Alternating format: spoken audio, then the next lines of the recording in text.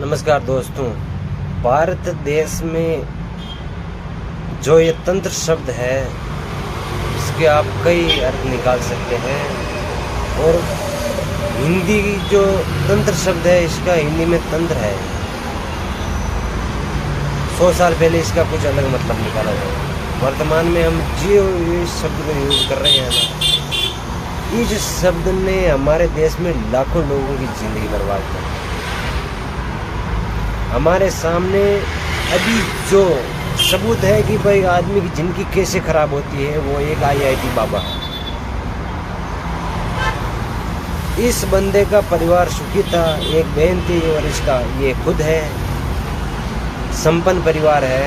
Election वाले भी संपन्न है इसके, मैंने पूरी जांच की इसकी, ठीक है। इस आदमी के साथ क्या हुआ, ये जब पढ़ाई कर रहा था तो इसका क्या थोड़ा IQ लेवल बेस्ट था, तो सोचने की और सोचने के बाद किसी चीज़ पर उसको फोकस डाल के उसका कुछ वर्णन करने की ताकत इसमें अच्छी थी, ठीक है। अब इस आदमी के साथ ये हादसा हो गया कि ये ज़्यादा सोचता, किसी चीज़ पर ज़्यादा फोकस डालने के कारण ये खुश नहीं रह पा रहा था, संतुष्ट। इसने क्या किया, भ्रमण करना चालू कर दिया, घूमना चालू कर दिया पूरे भारत में, यहाँ गया वहाँ गया वहाँ गया। तो इसको फिर भी लगा कि यार ये क्या है, दुनिया सिस्टम से नहीं चल रही, किसने बनाया, क्या है सत्य, क्या है सत्य की डेफिनेशन क्या है, इस चीज़ में घूमने लग गया, ठीक है। फिर इसको परिवार वालों ने पढ़ाया लिखाया और फिर ये कनाडा चला गया, ठीक है। वहाँ पर नौकरी की तो इसको फिर भी संतुष्टि नहीं मिली, ये खुद कहता है, ठीक है। मैंने जाना है जहाँ तक। इसका दिमाग खराब कहाँ से हुआ, जब ये वापस आया तो क्या हुआ, एक तांत्रिक के चक्कर में वहाँ पड़ गया है। तांत्रिक वो खतरनाक तांत्रिक था। तो इसने क्या किया, मुझे सत्य की तलाश, मुझे ब्रह्म क्या है, बोले तो ये दुनिया की मेन एनर्जी क्या है, पावर क्या है, ये दुनिया का सिस्टम क्या है। तो इस सिस्टम की वजह से जब ये कनाडा से वापस आया तो ये जानने के लिए एक आदमी के पास चला गया, वो खतरनाक तांत्रिक था। तो उसने इसको एक विद्या दी जिसके द्वारा कुंडलिनी जागरण होता है। बोले तो 7 चक्र या जो भी 1-2 चक्र जिसकी कैपेसिटी जितनी है उतने वो हो जाते हैं। तो वो ध्यान करने के कारण क्या हुआ, अब इसके चक्र जागृत हुए नहीं हुए, इनके जो 7 चक्र है इस IIT बाबा के, वो डिसबैलेंस हो गए। अब चक्र डिसबैलेंस होने से क्या हुआ, ये आदमी नशा करने लगा, ठीक है। नशा करने लगे आदमी, ठीक है। फिर नशा करते करते इसके साथ क्या हुआ कि परिवार वालों ने इसे अस्वीकार कर दिया। ये बोलता है ना, मेरा परिवार वाले मेरी सुनाई नहीं दी, परिवार वालों ने बोला ये खत्म नशेड़ी है, ठीक है। अब ये साधना की सिद्धि की क्या पता नहीं, पता है ये खुद बकवास करता है, मैं जानता हूँ, ब्रह्म जानता हूँ, ये जानता हूँ, वो जानता हूँ, लेकिन इसकी असलियत ये है कि नशा करने नशेड़ी आदमी है ये। और 100% जहाँ तक मैंने पता लगाया है, इस आदमी के चक्र डिसबैलेंस हो गए हैं, इसलिए ये बेवकूफ़ी की तरह बातें कर रहा है। एवं इसका जो गुरु है उसने जो साधना दी थी इसको, ये ज़्यादा ओवर माइंड होने के कारण, एक जगह पे नहीं रहने के कारण, ये ज़्यादा सोचने और घूमने के कारण उस साधना को इसने बीच में छोड़ दिया और पूरी तरह से वो साधना इसकी डिसबैलेंस हो गई। बोले तो उसका गलत इफेक्ट आ गया इसको। तो भी ये पागलों की तरह बातें कर रहा है और ये पागलों जैसे हो गया। अब इसको क्या बोलना है वो भी पता नहीं रहा है कि तोल के बोलना होता है, तो ये ना तो तोल पा रहा है ना सही बोल पा रहा है, तो इसकी हर शब्द का गलत वर्णन हो रहा है, ठीक है।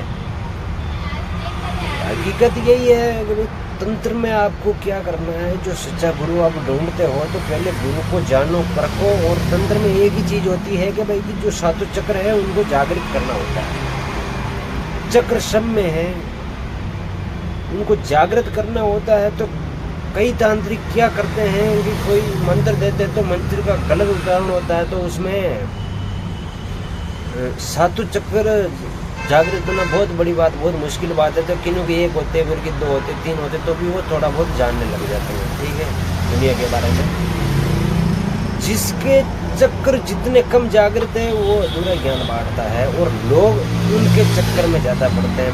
जो वो आधा तांत्रिक समझ सकते हैं उसको आप, या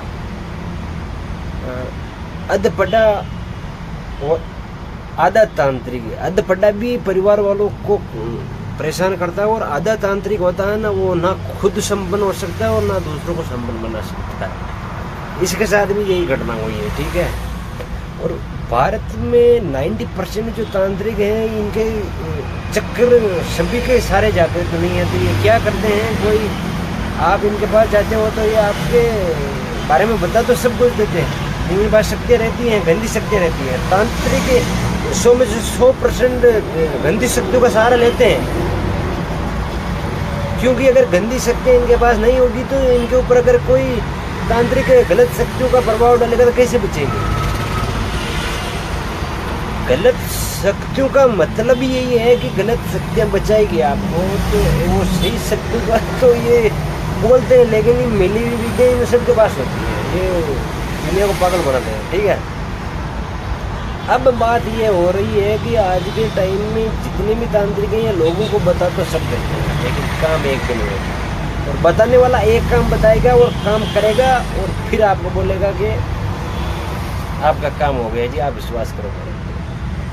और जो ये आधे तांत्रिक होते हैं, ये क्या करते हैं, आपको बुलाते हैं, हाँ भैया ये प्रॉब्लम है, फिर काम नहीं होता तो बोलते यार तुम्हारा तो कर्म में अभी है क्या, नहीं है कर्म तुम्हारा उस अनुसार नहीं हो पा रहा है। अबे अगले जब पहली बार आया तब आपको कर्म नहीं दिखा, तो 6 महीने मेरे को बुलाने के बाद बोल रहा कि आपके कर्म डिसबैलेंस है, आपके कर्मों में नहीं लिखा है, तो पहले ही दिन तुम कर्म चेक करो ना।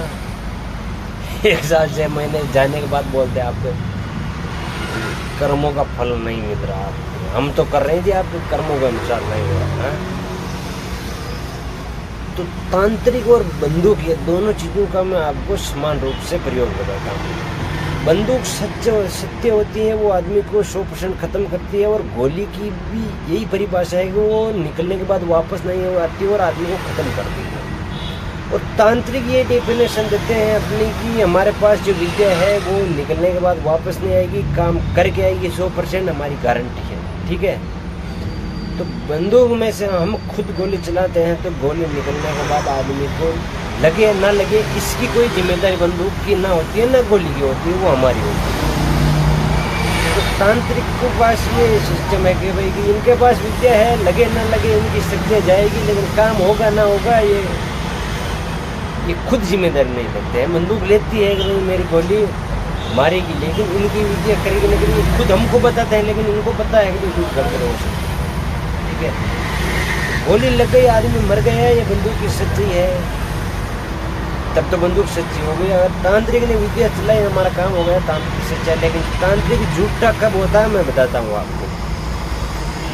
गोली का निशाना चुक गया, आदमी बच गया, तो फिर मन बोलेगा कि भाई आंखों तुमने देखा था, तब मैंने हाथ को ऑर्डर किया था गोली चलाने का।